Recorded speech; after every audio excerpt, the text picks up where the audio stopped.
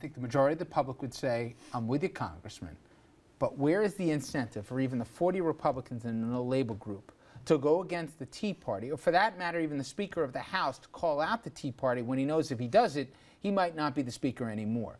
How do you break the gridlock where there is no incentive for people to go against the hard right because of the political consequences? And just look at Republicans right now who are getting primaried across this country with Tea Party folks that might, if they're lucky, they'll get through the primary, they'll be hurt in general. It's better to go along and get along with these folks than to go against them if you're a Republican. Why should we expect that will change? Well, you don't need to convince everybody in the Congress, but you do need a working majority of people who have the country in the front part of their priority list, and not this red team, blue team partisan fight. There's some very good people working very hard in Congress to bring some common sense to this. I'm one of them.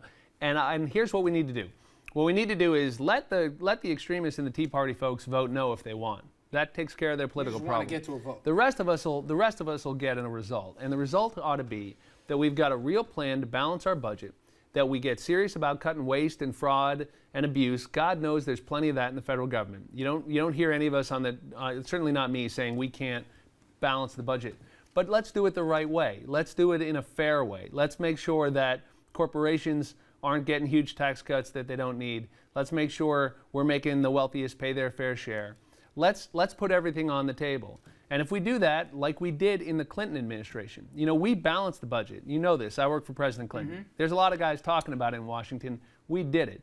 And so we should do what works, and that's what works. I want to talk about President Clinton and your time with him in a minute, but let's talk about the current president. Now, you, last month, were pushing for your district Taylor Biomass, I think it is, which would be a company that's looking for a loan guarantee and has been looking one for a while. Provide jobs, be good for the district.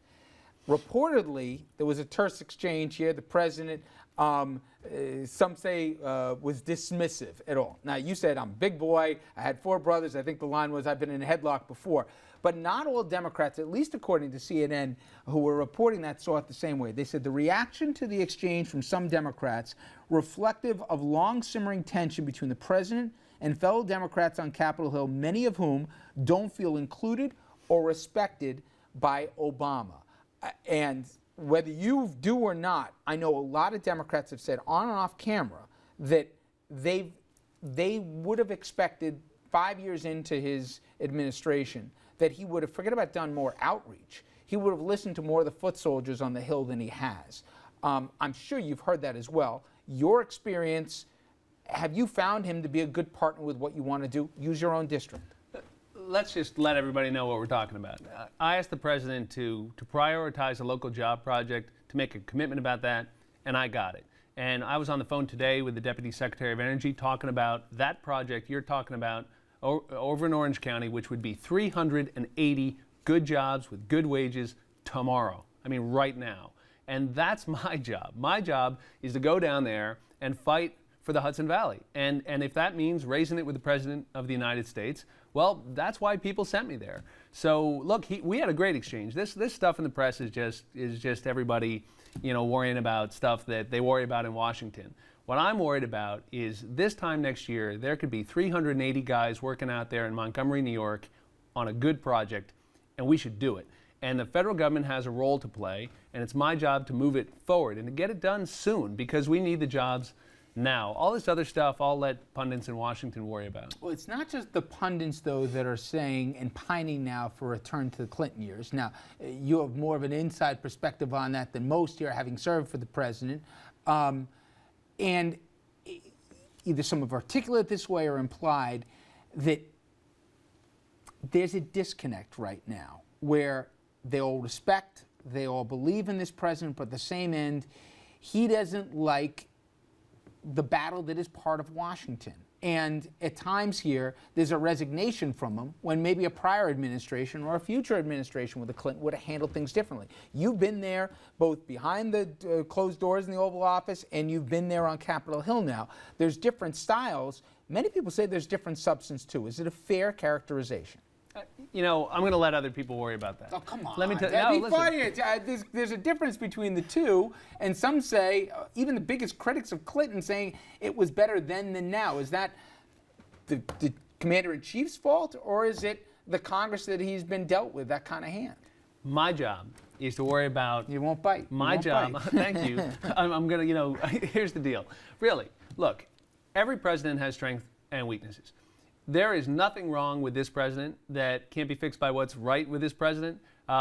There's a lot of good things going on in this administration, and the president gave me the commitment I asked for to prioritize this local jobs project. I don't need a box of chocolates on Valentine's Day. You know, if other members have thinner skins and are worried about stuff, great. My job is not to whine or worry. It's not about me. It's about getting jobs in the Hudson Valley. It's about making sure the Sequester, which is hurting families in the Hudson Valley, is managed better. We've reduced since the last time I was here, we've reduced the number of furlough days at West Point. It was started at 20, it went to 11, we got it down to 6. That's my job.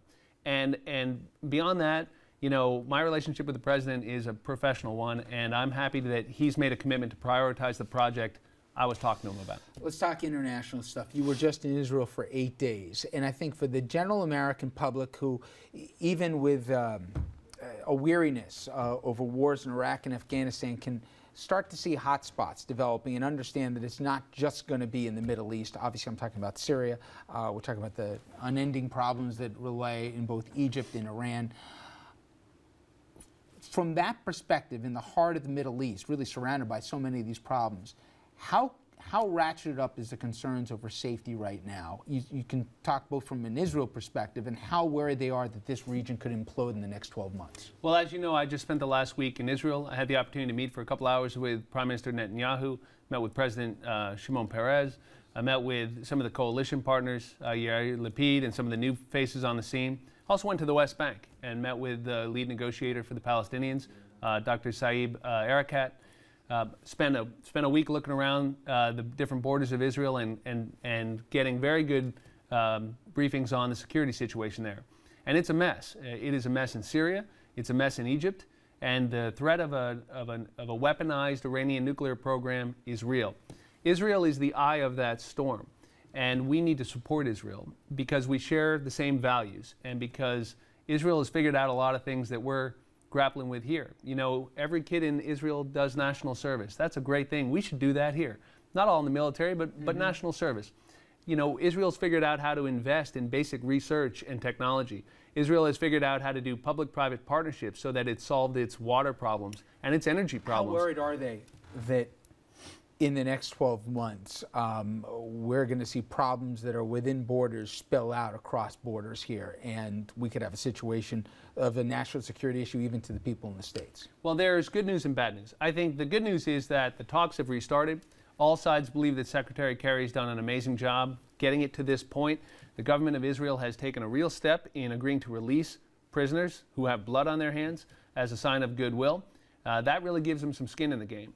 And paradoxically, the situation is so bad outside of Israel that there's a better opportunity within Israel to reach what they call final status negotiations on a two-state solution, where there will be security and sovereignty on both sides of the 1967 borders. That's a good thing, and we should all be encouraging that and hopeful about that. The situation outside is serious. I don't want to minimize it, and the potential for real danger exists. But I'll tell you what. We have to be very careful to keep the United States out of another ground war in the Middle East. I do not want to see American kids going to war again on the ground in any country in the Middle East. And I believe that we can address the security threats throughout the region in ways that do not involve going to war again. Let me ask you another international question, and this doesn't have to do with war, but there's been a war word surrounding, and that is the Sochi Olympics in 2014. And given a whole host of reasons, from granting asylum to Mr. Snowden, to not being a good partner, whether it be with arms tradings here or other deals that Russia has backed out on, now compounded with this homophobic policy that they have in country. Your colleague in Congress, Representative Adam Smith, Democrat out of Washington State, he's joined a call for the boycott of those games unless authorities there renounce that new law. And this was his quote: "We have not yet received the assurances that are going to be necessary to make the Olympics possible. Putin needs to get out in front of that and make it clear that gay athletes will not be discriminated against or harassed during the Olympics." The president obviously isn't on the same page on this.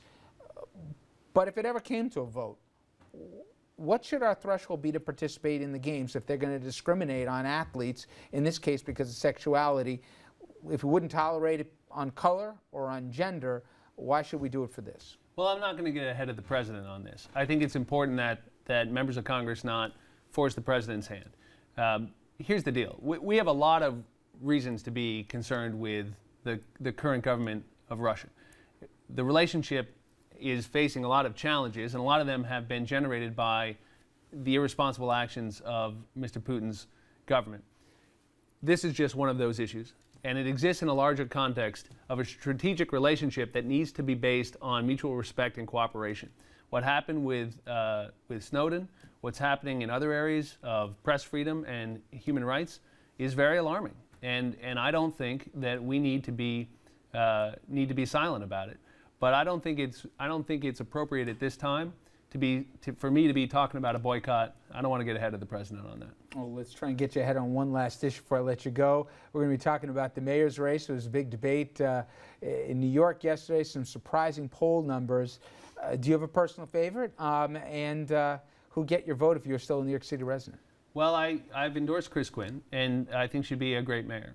I know the other candidates, nothing against them, but I just think she's the best one. But look, nobody's waiting to hear what I think about this in New York City. My job is in the Hudson Valley and to be focused on getting results up here. But I could work with any of them, and I think the voters in New York will figure this out. But I personally think Chris is the best choice.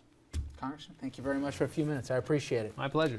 All right, everybody. When we come back, we will turn to politics of the Garden State variety. Cory Booker last night, he won the primary in a big way. We'll bring in our panel. We'll also bring the guests from the Bergen Record to sound off on why it was such a cakewalk. Stay with us. We'll be right back.